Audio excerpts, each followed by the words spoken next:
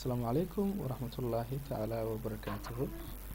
إذا الحنتين بعد داوديال كسر هذا برنامج كنا أن نقود بدون هدو إلى هيئتنا سكرين كشاشة إسلام كان أنكم بحنين عشرة editing كجارها ندوب بريمير برو CS6 عشرة يا وحيدين سوديارية قرقة ودقون وود وأنا 10 كيكوات هدو إلى هيئتنا فيديو editing كأنه كبران دونه بلو إلى دم waxaad casharadan si toos ah ugala socon kartaan YouTube channelka aynu ku leenahay YouTube-ka oo ah Udgoon Media.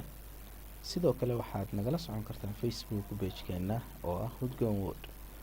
Waxaad nagala xiriiri kartaan hadduu alla idmo ama aad naga soo wici kartaan cidii u baahan barashada telefoon lambarada shaashada idinkaga muuqdo. Balse hadda waxaynu guda gali doonaa sharaxaadii casharkeena koowaad haddii uu Ilaahay idmo insha Allah.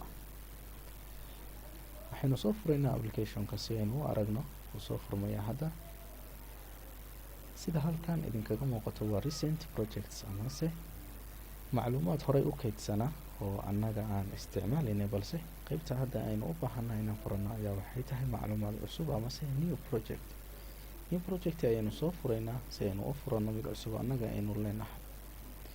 hagaha ayaad ku dhufanaysaa kadib ayaa waxaa hoos uu kaaga soo baxaya amase calaamadda buluugta uu ku saaraya si aad u tirtirtid oo aad u qortid magacaaga amase wixii aad ku qabsan lahayd. waxaynu ku qoranaynaa casharka koowaad si uu noogu soo furmo amase ay noogu fududaato hadhow. kadib ayaad hagaha waxaad ku gujinaysaa okayda. kadib ayaa waxaynu soo furaynaa hadduu Ilaahay idmo meesha ay ku qoran tahay dv-pal amase meesha halkan oo aniga hadda aan gujiska amase hagaha aan ku hayo. markii aad calaamadda saarto ayuu hoos wuxuu ku siinayaa magaca inaad haddana mar kale ku qorato. waxaynu ku qoranaynaa hordhaca haddii uu Ilaahay idmo insha Allah. kadib ayaan hagaha waxaynu ku dhufanaynaa okay. waxaynu guda galaynaa barnaamijka ayaa hadda noo soo furmay waana 4 qayb oo uu ka kooban yahay barnaamijka loo yaqaano Adobe Premiere Pro CS6.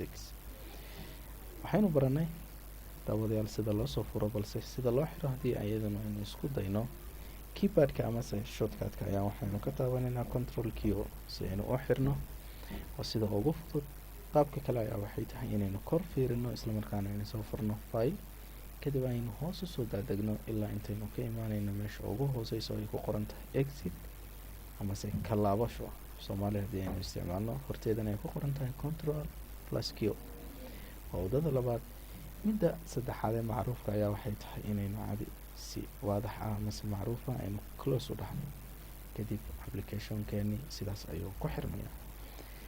waxaynu ku daraynaa haddii Ilaahay idmo anagoo waqtiga aad uga faa'iidaysanayno qaabka loo soo geliyo.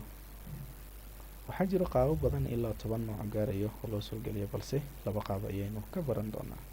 qaab koowaad aynu baranayno ayaa waxay tahay inaynu soo furno file kadibna aynu ku dhufano meesha ay ku qoran tahay import isla markaana shortcut-keeda uu na tusayo oo ay tahay control plus I. haddii aynu ku dhufano automatically wuxuu na geynayaa meeshii ay noo yaaleen muuqaalada oo aynu u baahannahay inaynu ka soo qaadano muuqaalkii markaasi aynu u baahannahay. tusaale ahaan waxaynu ku dhufanaynaa midkan open ayaynu leenahay. sidaas ayuu file-keeni inoogu soo galay sidaad u wada jeedaan. haddaynu iska tuurno wadada labaad aynu fiirino qaabka ayadana loo soo geliyo ayaa waxay tahay halkan uu noogu qoran yahay casharka koowaad amase project casharka koowaad ayaa waxaad leedahay right click waxa loo yaqaan kadib ayaad waxaad ku dhufanaysaa import isla muuqaalkanagi ayaynu soo dooranaynaa kadib ayaa waxaynu leenahay open. taasina waa wadada labaad oo loo soo furo application-keena. intaasi waxaa nooga dhan casharkeeni koowaad. haddii aan dib idin xusuusiyo inaad nagala soo xiriirtaan amase aad nagala socotaan YouTube channelka aynu ku leenahay YouTube-ka ee Udgoon Media iyo sidoo kale Facebook page-keena ee Udgoon World amase telefoon lambarada shaashada idinkaga muuqdo. waa casharkeeni koowaad intaas ayuu ku egyahay. intaynu casharka xiga iskugu iman doono waxaynu idinkaga tegaynaa anagoo isku duuban guud ahaanba. asalaamu calaykum waraxmatullaahi tacaala wabarakaatu.